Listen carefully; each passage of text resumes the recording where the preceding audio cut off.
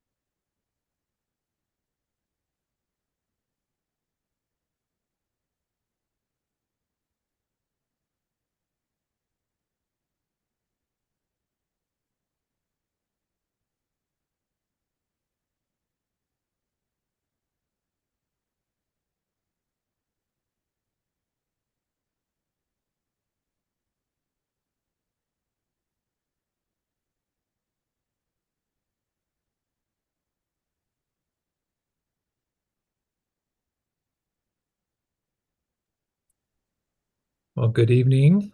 Uh, Thank you all for participating today in our remote public workshop uh, for the Coachella Valley State Implementation Plan Contingency Measure Elements, uh, I guess, update. My name is Ian McMillan. I am the Assistant Deputy Executive Officer for the Planning Division at South Coast AQMD. Happy to be here with you all today. We have a couple presentations lined up to walk through this important SIP element update. I have a little bit of housekeeping remarks I'm going to go through first for the meeting. So first, we are going to do our best to facilitate a smooth meeting with public participation. We have two formats for participation, the Zoom web application as well as teleconference. Before we begin, I want to review some guidelines and general instructions. Please silence your other communication devices, such as your cell or desk phone. This will ensure we're not hearing any feedback or causing interruption during the meeting. This meeting is being translated into Spanish. To watch or listen to this meeting in the language of your choice, click on the globe icon labeled Interpretation at the bottom of your screen. From there, select the language of your choice. After you select your language, if you hear both languages at the same time, please click Mute Original Audio. For those participating by phone, if you wish to hear the meeting in Spanish, please use the phone number and meeting ID number posted on the agenda. I'm going to pause now for the interpreters to come on and provide some instruction in Spanish. Ahorita nuestro intérprete quien dará las mismas instrucciones.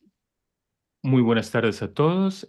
Para participar en la reunión de hoy en español, por favor haga clic en el icono de interpretación en el globo terráqueo que se encuentra en la parte inferior de la pantalla. Allí seleccione el idioma que desea escuchar, inglés o español.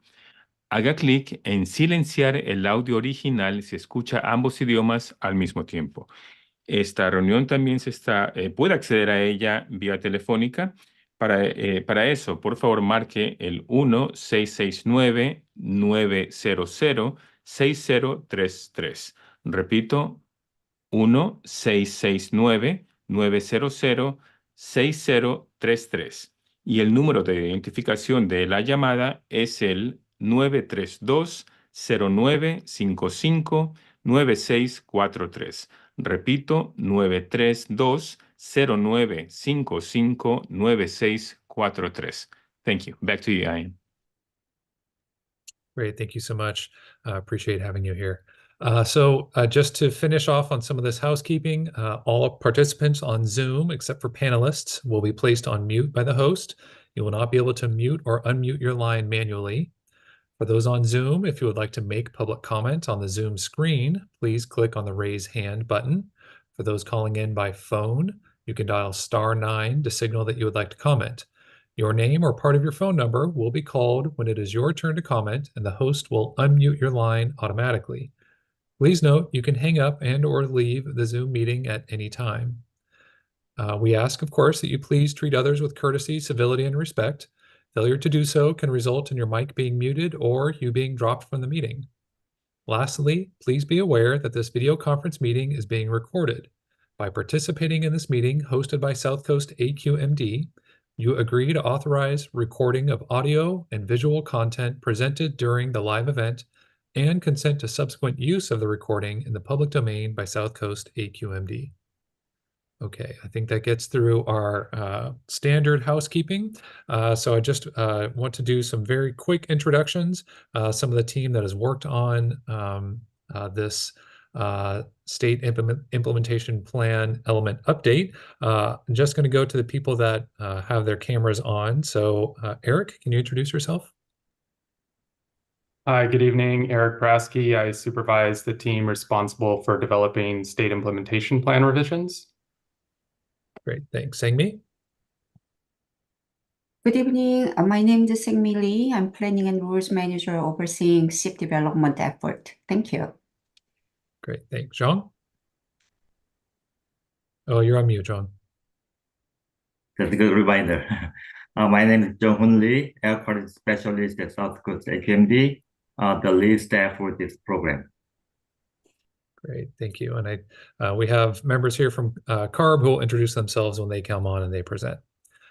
So with that, we're going to turn to the main content here and go to our first presentation. So Eric, go ahead. Okay, thanks, Ian. So I'll be presenting South Coast AQMD's contingency measure and infeasibility justification for the 2008 ozone standard in the Coachella Valley. Next slide, please. I'll begin by providing an overview of ozone air quality in the Coachella Valley. Next, I'll discuss the proposed contingency measure and infeasibility justification, and then I'll wrap up with conclusion and next steps. Next slide.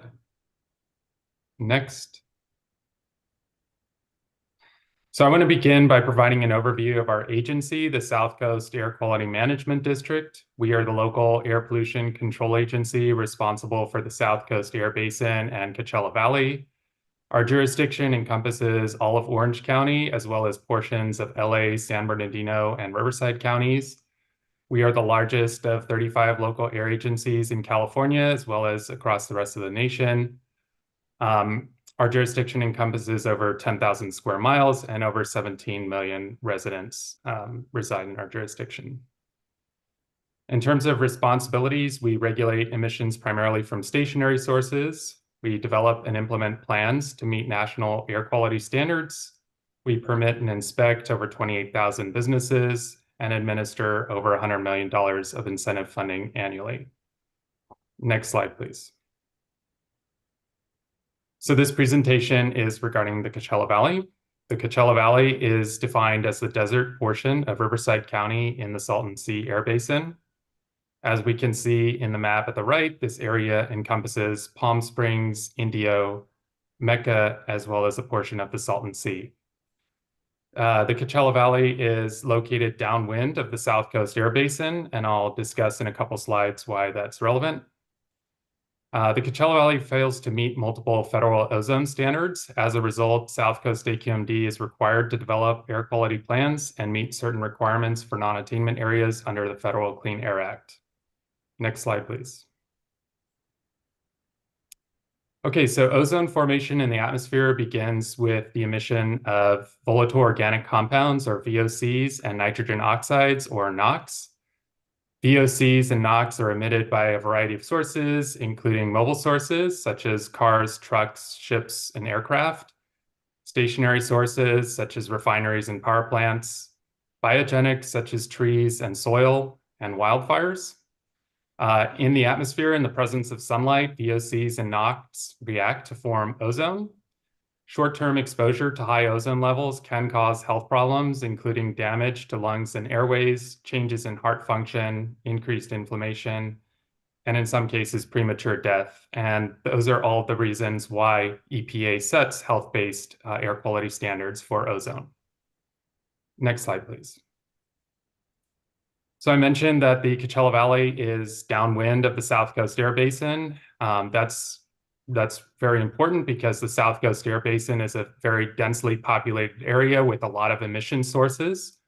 And what ends up happening is due to the sea breeze, these emissions as well as ozone that get formed in the South Coast Air Basin are transported generally west to east. And those emissions end up passing through the Banning Pass and into the Coachella Valley. And so in large part, the ozone attainment issues that we see in the Coachella Valley are due to the emissions that occur upwind in the South Coast Air Basin. Next slide, please. Okay, so here we're seeing trends in ozone air quality over the past few decades. I want to draw your attention to the upper gray dashed line. That's the 1 hour ozone standard at 120 ppb. For the purposes of comparison with that standard, we look at the red line. And as you can see, the red line is well below that threshold. And so the Coachella Valley actually attains the 1 hour standard. However, there are also 8 hour ozone standards. These range from 70 to 80 ppb. And for the purpose of comparison with these standards, we look at the blue line. And so while you can see that progress is certainly being made with those 8 hour ozone levels as well, we're still not quite meeting the standard, and we have a ways to go, especially for the 75 and 70 ppb standards. Next slide, please. So I mentioned that the Coachella Valley attains the 1 hour ozone standard. However, the Coachella Valley is classified as extreme non-attainment for all 8 hour standards. Extreme non-attainment is the highest classification allowed under the Clean Air Act, and so basically that allows us the most time to meet a standard. This presentation is focused specifically on addressing contingency measure elements for the 2008 8 hour ozone standard, which has an attainment date of July 2032. Next slide, please. I also want to provide some background on state implementation plans, or SIPs. The Federal Clean Air Act requires states to meet National Ambient Air Quality Standards, or NAAQS. As part of that, we have to conduct a variety of planning exercises demonstrating how we will meet a NAAQS by a specific date. And that's really where SIPs, or plans, come into play. So SIPs are comprehensive documents that include dozens of individual planning elements, such as attainment and reasonable further progress demonstrations, a control strategy, and, as is relevant to the topic of today's presentation, contingency measures. Each individual planning element can trigger sanctions if it's not submitted, if it gets disapproved by EPA, or it's not implemented. Next slide, please. So South Coast AQMD submitted an attainment plan that included contingency measure elements to EPA, and that was in 2017. However, EPA subsequently revised its policy on contingency measures in response to multiple lawsuits. This led to South Coast AQMD withdrawing contingency measure elements in June of 2022. That was part of that plan that was submitted in 2017 in order to avoid disapproval by EPA. And so now we are in the situation where new contingency measure elements have to be developed and submitted to EPA by April 30th of this year. Next slide, please. So I mentioned that contingency measures are just one of many ozone SIP requirements. Contingency measures are additional measures that will reduce emissions if an area fails to meet an air quality standard by the attainment date or fails to make reasonable further progress.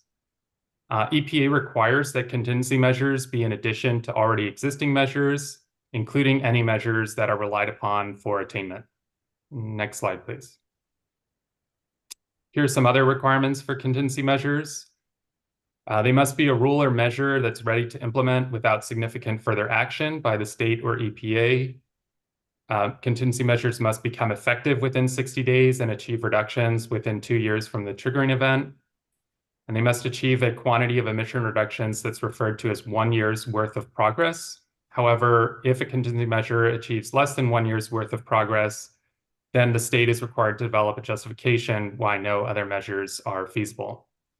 And this last point is especially important for areas like the Coachella Valley, which is already an extreme non-attainment for multiple ozone standards, and South Coast AQMD has an obligation to enact all feasible measures for attainment. Next slide, please. So our approach to identify contingency measures began by thoroughly examining the emission sources in Coachella Valley and identifying applicable rules. We then compared existing rule requirements with those in other areas to identify potential measures. And then we reviewed the measures to determine if they were feasible to implement as a contingency measure. However, if the reduction from the contingency measure was less than the required threshold, then we proceeded to develop a justification why there were no other feasible measures. Next slide, please. So I'll now provide an overview of the proposed contingency measure and infeasibility justification. Next slide. So the proposed contingency measure involves an amendment to Rule 463, organic liquid storage. This rule applies to stationary above ground organic liquid storage tanks. For example, gasoline storage tanks would be subject to this rule. And this rule broadly seeks to reduce fugitive VOC emissions from these tanks. South Coast AQMD is in the process of amending Rule 463 to introduce a contingency measure that would require more frequent inspections of the storage tanks using a technology referred to as optical gas imaging, or OGI, in both the South Coast Air Basin and Coachella Valley. OGI is basically a technology that uses advanced cameras to visualize leaks of VOCs in real time, and that facilitates leak detection and repair. For more details on the proposed amended rule, please refer to the website that's linked here on this slide. Next slide, please. So I mentioned that contingency measures are required to achieve 1 year's worth of reductions. I'm not going to get into the full details of what that calculation is, but if you're interested in more details, please refer to EPA's draft guidance on contingency measures. Essentially, it involves a calculation that looks at the base year inventory. In this case, it's the 2011 inventory and the attainment year, 2031. And so what it works out to is about 1/3 of a ton for NOx and about 0.15 tons for VOC. The reductions from the amendment to Rule 463 to introduce a contingency measure will be less than this required amount. Therefore, South Coast AQMD has to develop an infeasibility justification demonstrating why there are no other measures for stationary sources that are feasible. Next slide, please. So I also mentioned that South Coast AQMD is obligated to enact all feasible measures for attainment, and that means it's very difficult to identify additional measures that can be held in reserve to satisfy contingency measure requirements. We began by looking at all emission sources in the Coachella Valley, including industrial, residential, commercial, as well as indirect sources, and identifying the applicable South Coast AQMD rules, and then comparing those rules with rules in other jurisdictions. This resulted in the identification of several potential contingency measures. However, they were not feasible to implement considering the implementation timeline and/or technological limitations. Next slide, please. Okay, just wrapping up here in a few slides. Next. So South Coast AQMD withdrew the contingency measure elements that were in the previous plan, and then that led EPA on October 31st of 2022 to finalize a finding of failure to submit contingency measures. We then began looking at EPA's draft guidance when it became available, and then developing the draft staff report for the contingency measure SIP revision that was released on January 17th. However, because of that finding of failure to submit, we are now under a sanction clock, and that sanction clock will be expiring for the stationary source permit sanction on April 30th of this year. And so we need to get that plan in prior to that, and EPA needs to determine that it's complete. If the plan still hasn't been submitted by October 31st, or EPA has not determined it to be complete, then the area, Coachella Valley, will be subject to highway sanctions. In addition, if EPA has not approved the plan, the Coachella Valley will be subject to a federal implementation plan for contingency measures. Next slide. So in summary, the Coachella Valley is an extreme non-attainment for the 2008 ozone standard. The contingency measure SIP revision is due to EPA by April 30th. Otherwise, the stationary source permit sanction will kick in. South Coast AQMD commits to consider amending Rule 463 to include a contingency measure. The South Coast AQMD Governing Board will be considering this contingency measure SIP revision on March 1st. And if it's adopted, the SIP will be submitted to EPA via CARB in the ensuing weeks. Next slide. Okay, so this is the public process. I've already mentioned a lot here, so just going through it quickly. We released our staff report. We are now holding the public consultation meetings. We will be briefing our mobile source committee on February 16th. February 16th is also the deadline to submit written comments on the staff report. And then the public hearing will be on March 1st. If the SIP revision is adopted, then it will be submitted to EPA via CARB. Next slide. All supporting documents, including this presentation, as well as the staff report, are available on our website. You can also scan the QR code on this slide to be taken directly to that site. Next slide. Okay, so please address any questions, comments, documents, or other relevant information to aqmp@aqmd.gov. And please remember that the deadline to submit written comments is Friday, February 16th. Thanks for your attention. This concludes my presentation. All right, thank you very much, Eric. So we have one more presentation we'd like to go to from CARB, and then we'll open it up after that for public comments or questions. So Kirsten, I see you're up. If you could introduce yourself, and then let's hear what your presentation is. Thanks. Great, thanks, Ian. Hi, everyone. I'm Kirsten Ho with CARB. I work on the South Coast Air Quality Planning team, and I'm one of the staff working on contingency measures. So I'll be giving a quick summary of CARB's submission on the recently adopted smog check contingency measure for the SIP, and we submitted that in November of 2023. Next slide, please. So first, CARB staff conducted an infeasibility analysis to supplement the smog check contingency measure. Staff to analyze control measures for all sources CARB currently controls to identify potential contingency measure options. These sources include light, medium, and heavy-duty vehicles and trucks, off-road equipment, consumer products, and among others listed here.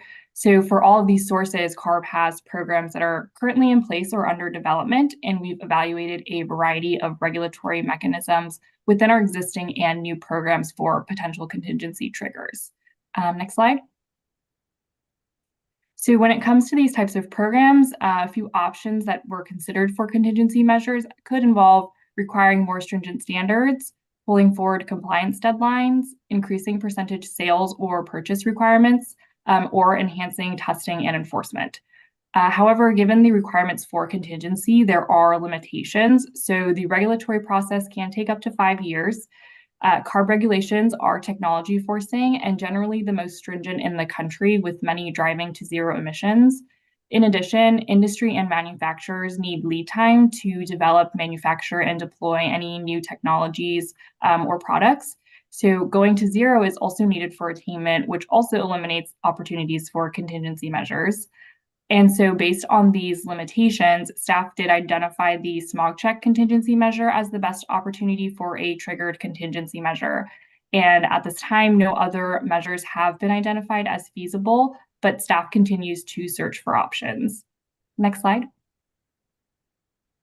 So now for some quick background on the smog check program. So the smog check program is administered by the Bureau of Automotive Repair, or BAR, and the California Department of Motor Vehicles, or DMV. Smog checks are required every 2 years in most areas of the state for light-duty vehicles, depending on the severity of the area's air quality issues. But there are a few exceptions. So motorcycles and electric vehicles are exempt. And then also per a change in statute in 2017, Vehicles that are 8 model years old and newer are also currently exempt. And the exemption was actually previously 6 model years old and newer, but the legislature extended the exemption through AB 1274 to be 8 model years old and newer. The legislature did foresee the possibility to need to change these exemption years, and so they gave CARB the flexibility to do so within the provision, which actually states that these vehicles are exempt unless CARB finds providing these exemptions prevents the state from meeting SIP requirements. So in lieu of the smog check inspection, these vehicles that are exempt pay an annual smog abatement fee, and that goes in part towards funding CARB's Carl Moyer incentive program. Next slide. Now I'll cover the details of the actual smog check contingency measure. So if the measure is triggered in an area, 1 model year of exemptions from light duty smog check would be removed, and vehicles in that area would have to obtain a smog check inspection. So the exemption essentially would change from 8 model years old and newer to 7 model years old and newer. If it's triggered a second time for a different milestone or standard in a subsequent year for the same area, the exemption would change from 7 model years old and newer to 6 model years old and newer. Next slide. So the figure here shows an example of the trigger and implementation timeline for the measure. First, an area fails to attain the standard, and up to 6 months later, EPA will publish an official finding of failure to attain. That finding will be effective 1 month later, and then within 30 days of that effective date, CARB will send a letter to BAR and DMV to notify them of the measure being triggered in the specific area. So we'll work with BAR and DMV to implement the measure in that given area, and then the smog check exemption would be removed at the start of the next calendar year, and reductions would be achieved. Next slide. So the purpose of the smog check program is to reduce air pollution by identifying light-duty vehicles with emission control equipment failures and then have them repaired or retired. So over time, the emission control equipment ages and it might not perform as designed. So this measure would identify those additional failures from previously exempted vehicles and then correct them. So the measure will provide for real emissions reductions that are beyond what's currently achieved by the smog check program, as well as toxic benzene reductions in the area. For each area, staff did estimate the emissions reductions based on the potential triggering year. And although the reductions are small, it is important to note that this measure is being paired together with the district's efforts and CARB's infeasibility analysis to meet contingency measure requirements consistent with EPA's draft guidance. As we move forward, CARB staff will continue to explore additional opportunities for SIP contingency measures. Next slide. So staff did engage in a public process to develop this measure. So we released a concept document for this measure for input from the public on August 11th of 2023. And then we held a public workshop to present the concept and solicit feedback from the public in both English and Spanish. Comments were received in support of the measure, and then one comment requested that we examine impacts to the Moyer program more closely, which is included in our staff report. The proposal was then released for a 30-day comment period on September 15th of 2023, and then the CARB board adopted the measure on October 26th of 2023. Staff submitted the measure to US EPA in November to be incorporated into the California SIP, and EPA has since proposed approval of the smog check contingency measure as of December 20th in 2023. And that concludes our presentation. Thanks. Great. Thank you so much, Kirsten. Appreciate it. Thanks for being here tonight and walking through that. So at this point, we've gone through the 2 presentations we wanted to get through tonight. It's a lot of information. It tends to be very bureaucratic. So we're available here for any questions or any comments from anybody in the audience. We're now on the public comment portion. So if anybody has any questions or any comments, they can raise their hand in the Zoom screen at the bottom button. So I'll just kind of keep stringing it along here in case anybody wants to raise their hand, give opportunity for that. I do see one hand raised. Mark Abramowitz, go ahead. Thanks. This is Mark Abramowitz with Community Environmental Services. Just a question. Am I correct that that if the agencies go ahead and just adopt those contingency measures, that they would still get credit for them as contingency measures rather than waiting?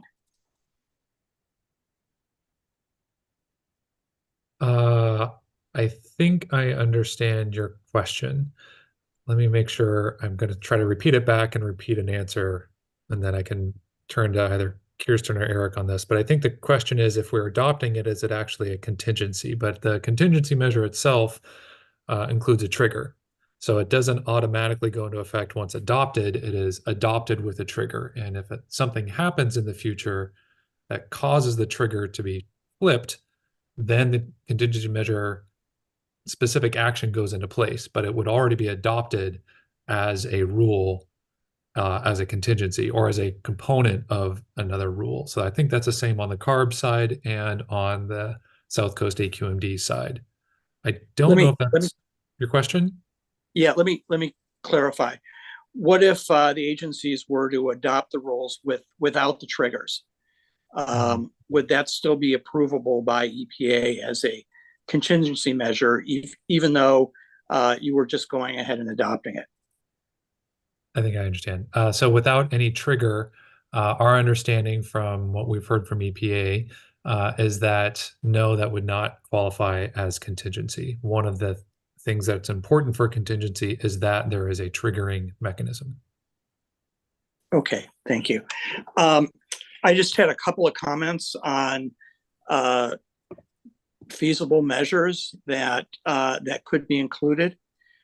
One would be to have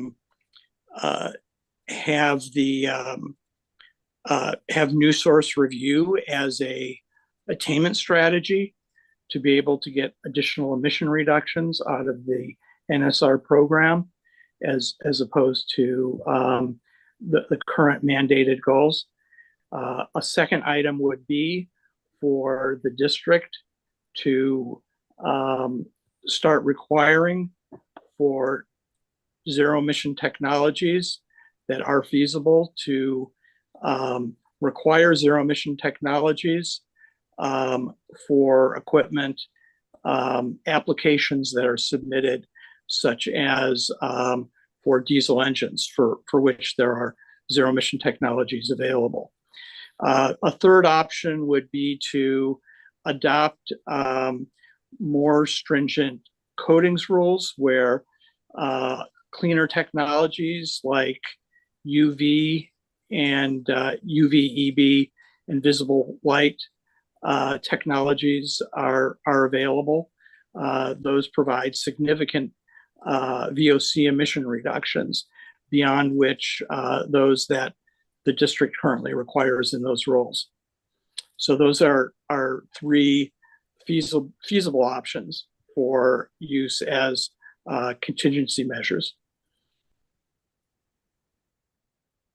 Okay, thank you for those, Mark. We'll take a look and respond in the final document as we look at those. So appreciate that. Thank you, Ian. Thanks. All right, I want to keep this open in case there are any other questions or any comments on the proposed action here. So again, if you have any questions, feel free to raise your hand on the Zoom screen, the button on the bottom. And if there are no other questions here, just want to remind everyone that you can send comments through on the document itself outside of this meeting. Contact information is in the slides that was presented earlier, or reach out if you have questions or wanted to talk to us. Feel free to reach out to us. I'm going to make one last call right now for any other questions or comments. And seeing none, I'm going to thank everyone for your time tonight, for sitting with us. Thank everybody for helping to put this together. I think we'll go ahead and conclude here. So thank you very much, everyone. Have a good night, and thanks again.